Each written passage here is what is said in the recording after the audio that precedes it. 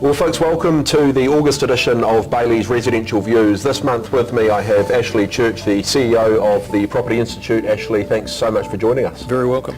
Ashley, I'm going to get right into it and ask you straight off the bat. A lot of conversation in the market at the moment around what the changes in the overseas investment legislation are going to do to the marketplace. Where do you see the market going once these changes actually come into force? I see them making virtually no difference at all, and the reason for that is that the changes that were made were primarily ideological. If you look at where to the extent that we had numbers around overseas investment, where those numbers were prior to the election, they were sitting at around 3 to 5% of property being purchased in New Zealand was from overseas buyers. The numbers from Stats New Zealand, which first came out in December last year and then again a month or so back, both indicated, I think, the first lot 2.9% of all properties were overseas buyers. The last lot was 3.2%, I think. So what that tells us is that there's been that number's been pretty consistent for a very long period of time, which leads us to, I think, to make to assess that the reasons for this were more about the current government's promises to the electorate prior to the election than they were about any real fundamental problem that was affecting the market. Well, if we look then at another move by the government and another promise, I guess, that they made coming into the election, there was a lot of talk around affordability of homes. Yep. And obviously some promises with Kiwi Build. Yep.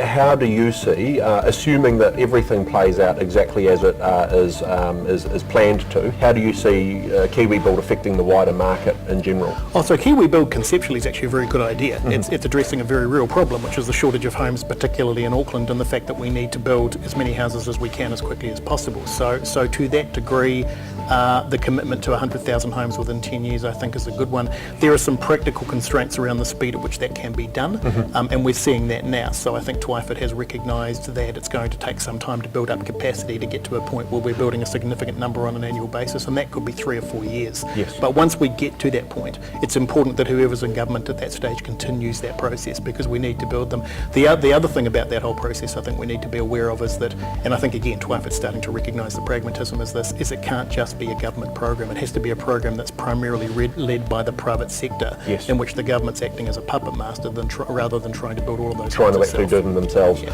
And I guess that next question then comes in is if we can build all of the houses within the time frame that is being planned, are they actually going to be affordable? Because that's the restriction of land makes that quite difficult, doesn't it? Yeah, no, they're not. And the problem you've got, of course, is that if you look at what happens with houses over a boom period, over a cycle, and we assume that the property market's going to move into the next stage of the cycle at some stage over the next 3 or 4 years, then you can expect that what is affordable is going to move up by about 50 grand a year.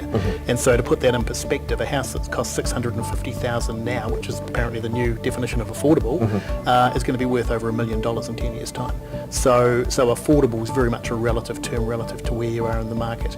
And even at 650 in the current market, I think there are people who would say already that's out of reach of people who would otherwise be wanting to purchase a property. The problem is that unless you start subsidising the purchase of those homes, and that's unlikely to happen under the current regime or indeed a national government, then that's going to be a reality of the market. So that's a bigger political issue that we're going to need to deal with, and as yet I'm not seeing any solutions to that. Okay, and then if we look at, you mentioned the point or the cycle at which we're at in the market at the moment, where do you think we are and where do you think we're going? So if we talk Auckland, which is slightly different to the rest of the country, the Auckland cycle is around about 10 years in length. For the rest of New Zealand it's sort of 11 to 12 years. For Auckland we're right at the bottom of the cycle. For the rest of the country we're, if you imagine a clock, where 6 o'clock is the bottom of the cycle, for the rest of the country we're probably currently at 5 o'clock, making our way towards 6 o'clock. And there's nothing wrong with that, it's just simply a reflection of how the cycle works. That means in broad terms I'd be picking that for Auckland 2020, maybe early 2021 will be the point where we start to pick the market up again, about 12 to 18 months behind for the rest of the country, and then it will start to do what it always does, which make its way up again until you get to the top of the cycle where prices will roughly double in value. Of course, okay, terrific. And everybody gets so concerned when we talk about where in the cycle we are, because there's an assumption that if you're at the bottom of the cycle, prices must plummet, but that's not necessarily the case? No, well, it is in some countries, but it's not in New Zealand. You can track back to about 1980, and the growth, the trajectory of house prices in New Zealand is remarkably consistent for that 40 or 45 year period. So if you look at what happened to prices, with the exception of the GSC, where there was a drop-off of 7 or 8%, for most of the rest of that period, prices have basically, I mean, it's a bit like a serrated saw. It's going up and down, but the general trend is upward, and that continues. There's no reason to believe that won't continue for the next cycle. So while it may not be surging forward in terms of value, it's going to remain consistent but flat.